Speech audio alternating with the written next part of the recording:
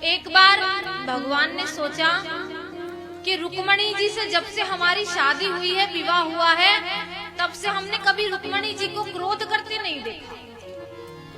जब से आई हैं, तब से हमने इनको कभी नाराज होते नहीं देखा। आज देखते हैं, इनसे थोड़ा हास प्रयास करके देखते हैं कि ये गुस्सा होती हैं या नहीं होती।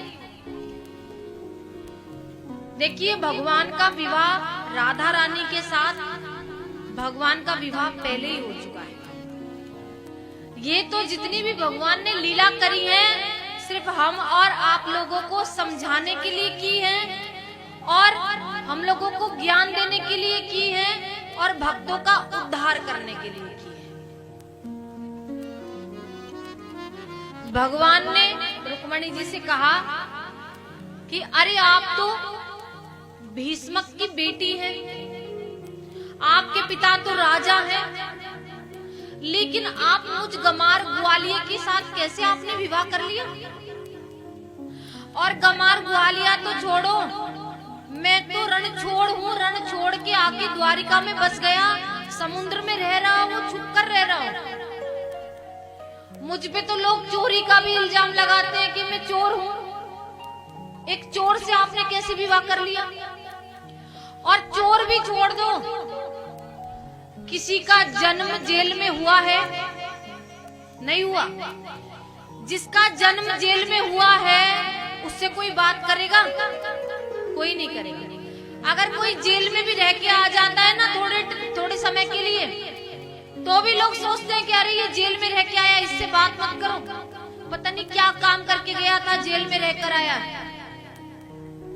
भगवान ने कहा हमारा तो जन्म ही जेल में हुआ है, आपने कैसे से विवाह कर लिया? आपने देखा क्या मुझ में जो आपने विवाह कर लिया मुझसे? रुक्मणी जी बोली कि प्रभु, आपकी सारी बातें ठीक है। रुक्मणी जी बड़ी सोच में पड़ गई कि मैं इनको क्या जवाब दूं, क्या ना दूं। भगवान ने कहा कि अरे, आपका भाई रुक्मी तो आपसे शिशुपाल का विवाह करा रहा था। शिशुपाल भी कम थोड़ी है, शिशुपाल भी राजा है, और आपने एक राजा को छोड़ के गमार ग्वालियर से विवाह कर लिया।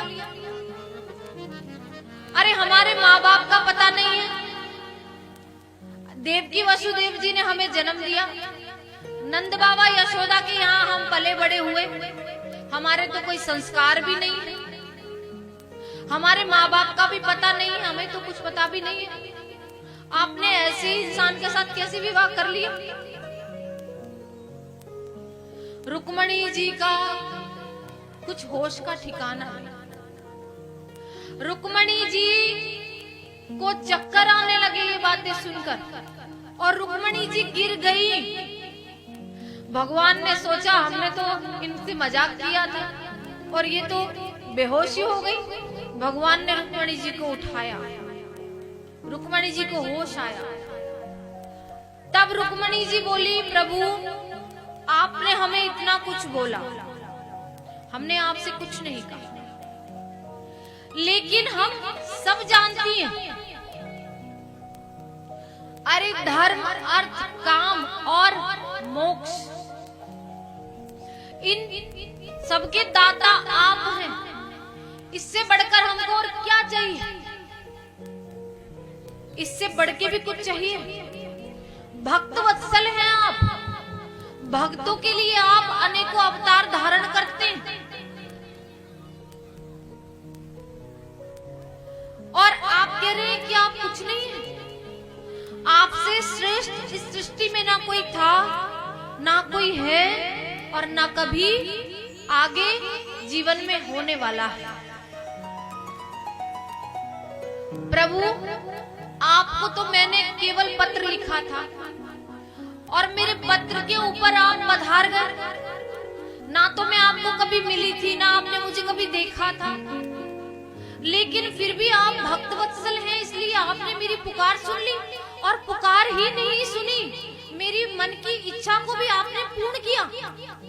मैं आपसे विवाह करना चाहती थी, आपने समझा उसको रुक्मणी जी ने कहा, धर्म अर्थ काम और मोक्ष इन चारों के आप दायक हैं। भक्तों के लिए तत्पर रहते हैं, भक्तों की पुकार सुनकर आप आ जाते हैं। मैंने तो केवल आपको एक पत्र लिखा, आपने देखा भी नहीं, तो भी आप आ गए। आपने मुझे कभी देखा भी नहीं था, लेकिन मैं आपसे विवाह करना चाहती थी। आपने मेरे मन की इच्छा को पूर्ण किया। इससे बढ़कर प्रभु और क्या हो सकता है।